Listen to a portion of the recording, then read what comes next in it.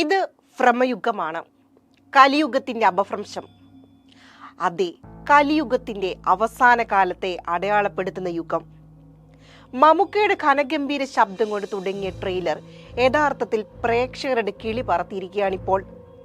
പകിടയും കരുക്കളും തീർക്കുന്ന ഭയത്തിന്റെ നൂലാമാലകളിലൂടെയാണ് ട്രെയിലർ സഞ്ചരിക്കുന്നത്. പശ്ചാത്തലമായിരിക്കുന്നത് നിഗൂഢതകൾ ഒളിപ്പിച്ച പോലൊരു പഴയ മനയും.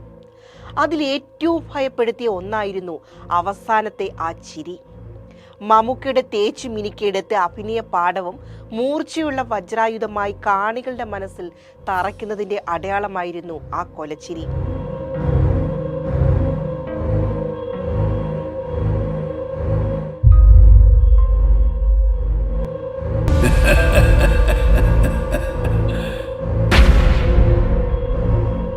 അർജുൻ അശോകന്റെ ആവർത്തിച്ചുള്ള ഒരേ സംഭാഷണത്തിലൂടെയാണ് ട്രെയിലർ കടന്നുപോകുന്നത്. സിനിമയിൽ ഒളിഞ്ഞിരിക്കുന്ന എന്തിൻ്റെയോ സൂചന കൂടിയാണത്. അതേസമയം ടീസറും പോസ്റ്ററുകളും കണ്ടുവന്ന പ്രേക്ഷകന് ഒട്ടും പ്രതീക്ഷിക്കാത്ത തരത്തിലുള്ള ഒരു കാഴ്ചയാണ് ട്രെയിലർ നൽകിയത്. ഇതിഹാസ കഥകളിൽ മഹായുദ്ധങ്ങൾക്ക് പോലും കാരണമായ പകിടകളി തന്നെയാണ് ഭ്രമയുഗത്തിന്റെയും കാതലെന്ന് നമുക്ക് ചിന്തിക്കാം. സിനിമയെക്കുറിച്ച് പ്രേക്ഷകന് യഥാർത്ഥ ഒരു ചിത്രം കൊടുക്കാത്ത തരത്തിൽ സസ്പെൻസ് വെച്ചുകൊണ്ടാണ് ട്രെയിലർ എത്തിയത്. അബുദാബിയിൽ വെച്ച് നടന്ന പരിപാടിയിലായിരുന്നു ട്രെയിലർ ലോഞ്ച്. സിനിമ പോലെ തന്നെ കറുപ്പും വെളുപ്പും വസ്ത്രങ്ങളായിരുന്നു ട്രെയിലർ ലോഞ്ചിന് വന്നവരെല്ലാം ധരിച്ചിരുന്നത്. കൂടാതെ ട്രെയിലർ ലോഞ്ചിന് എല്ലാവരെയും ക്ഷണിച്ചുകൊണ്ടുള്ള വീഡിയോയിലെ മമ്മൂക്കയുടെ സംസാരം വളരെയധികം ഭയം ജനിപ്പിക്കുന്ന തരത്തിലായിരുന്നു. പോറ്റി എന്ന കഥാപാത്രത്തിൽ നിന്നും ഇറങ്ങിയില്ലേ, നിങ്ങൾ മനുഷ്യരെ പേടിപ്പിക്കാൻ ഇറങ്ങി തിരിച്ചതാണോ, എന്തോ കുഴപ്പമുണ്ടല്ലോ തുടങ്ങി നിരവധി കമന്റുകളാണ് അതിന് താഴെ വന്നിരുന്നതും. കൂടാതെ കുഞ്ചമൻ പോറ്റി എന്ന പേര് പുറത്തു വന്നപ്പോൾ തന്നെ പലതരത്തിലുള്ള ചർച്ചകളും ആരംഭിച്ചിരുന്നു. ഐതിഹ്യമാലയിലും കത്തനാറിലുമെല്ലാമുള്ള കുഞ്ചമൻ പോറ്റിയുടെ കഥയാണെന്ന്.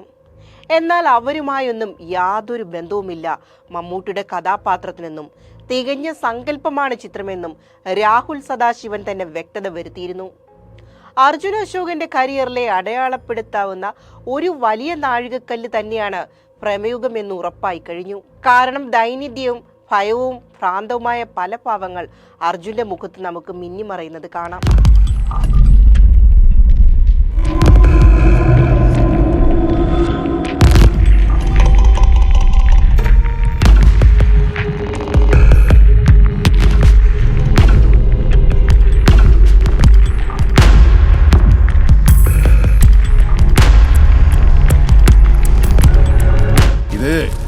ഭ്രമയുഗ, കലിയുഗത്തിന്റെ ഒരു അപഭ്രംശം. നിശബ്ദത കൊണ്ട് നിങ്ങളുടെ ഉറക്കം കെടുത്തിയ ഭൂതകാലം എന്ന ചിത്രത്തിന്റെ സൃഷ്ടാവ് ഒരുക്കുന്ന ചിത്രമായതിനാൽ അതിനിരട്ടിയാണ് നമുക്ക് ഭ്രമയുഗത്തിൽ നിന്നും പ്രതീക്ഷിക്കാനുണ്ടാവുക.